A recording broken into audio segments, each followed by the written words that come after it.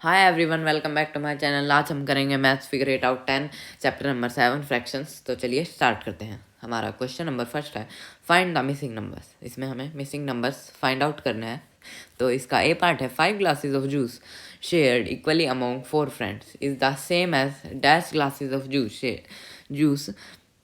Shared equally among 8 friends. तो इसमें हमें ये कहा गया है कि 5 ग्लासेस जूस के हैं, वो 4 फ्रेंड्स में इक्वली शेयर किए गए और ये सेम है कि ये, और हमें ये बताना है कि कितने ग्लास शेयर किए गए 8 फ्रेंड्स में। ठीक है, तो हमें इसमें ये फाइंड आउट करना है।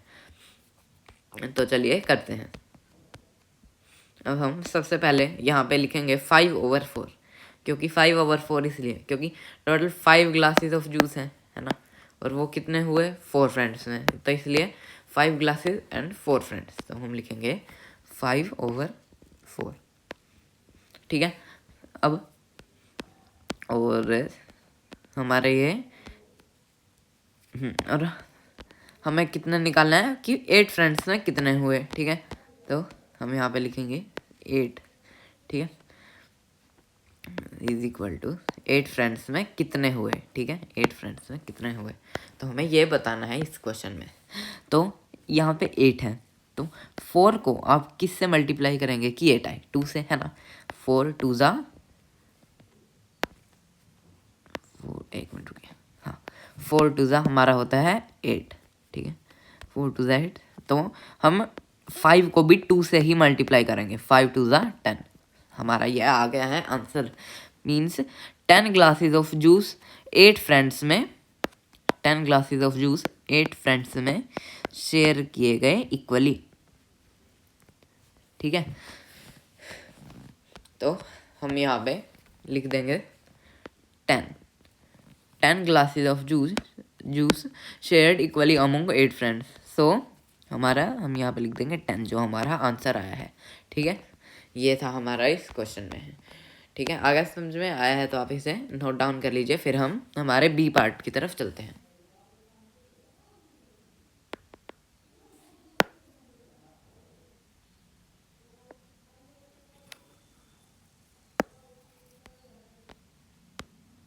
चलिए, अब है हमारा B part. 4 kg of potatoes divided equally in 3 bags in the same as 12 kg of potatoes divided equally in dash bags। तो इस क्वेश्चन में हमें ये कहा गया है कि 4 kg जो पोटैटो हैं वो 3 बैग्स में डिवाइड हुए इक्वली, और अब हमें इस क्वेश्चन में 12 kg बताना है कि 12 kg पोटैटो कितने बैग्स में डिवाइड होंगे इक्वली। ठीक है, तो हमें यहाँ पे ये दिया गया है 4/3 और ऊपर 12 दिया गया है न्यूमरेटर में। तो हम सेम स्टेटमेंट यहाँ पे नोट डाउन करेंगे। 4/3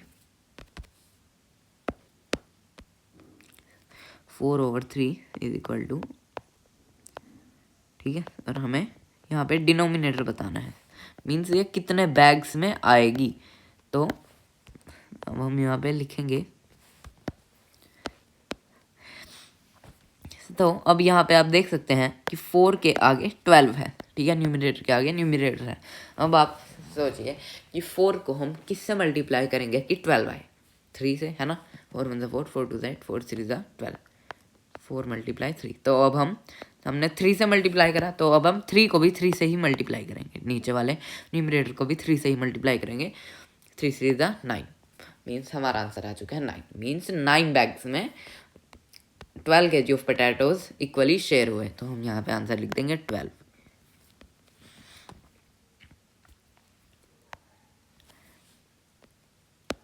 सॉरी 9, है ना, 9 इक्वली इन 9 बैग्स। ठीक है, आगे समझ में आया है तो आप इसे नोट डाउन कर लीजिए। फिर हम हमारे last part means C part की तरफ चलते हैं। चलिए,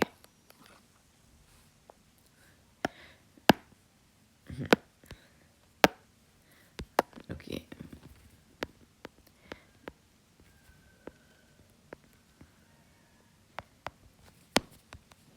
ठीक है। अब है हमारा C part. 7 rotis divided among 5 children is the same as dash rotis divided among dash children. तो इस क्वेश्चन में हमें दूसरे क्वेश्चन से थोड़ा ट्विस्ट दे के रखा है। इसमें हमें ये कहा है कि 7 रोटीज है वो 5 चिल्ड्रन में डिवाइडेड हुई इक्वली, और हमें ये बताना है कि कितनी रोटी कितने चिल्ड्रनों में डिवाइड हुई। ठीक है, इसमें ना हमें न्यूमिनेटर दिया गया है और ना हमें डिनोमिनेटर दिया गया है। तो हम यहाँ पे लिखेंगे 7/5 इज इक्वल टू,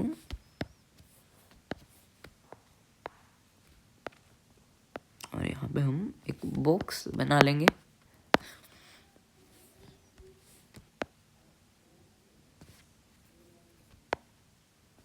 ठीक है,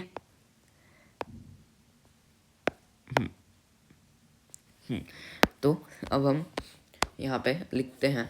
अब इस क्वेश्चन के लिए ना हमें इक्विवेलेंट फ्रैक्शन ढूंढना पड़ेगा। ठीक है, मीन्स इक्विवेलेंट फ्रैक्शन है हमारा एक 2। ठीक है, हम 7 को 2 से मल्टीप्लाई कर देंगे। ठीक है, तो 7 2 ज़ा 14, तो 5 को भी हम 2 से ही मल्टीप्लाई कर देंगे। 5 2 ज़ा 10, हमारा आंसर आ चुका है 14/10।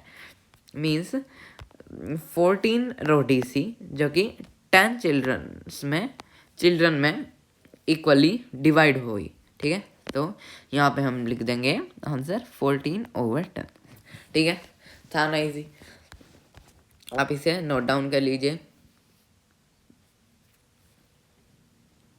चलिए, यहाँ पे होती है हमारी वीडियो ख़त्म।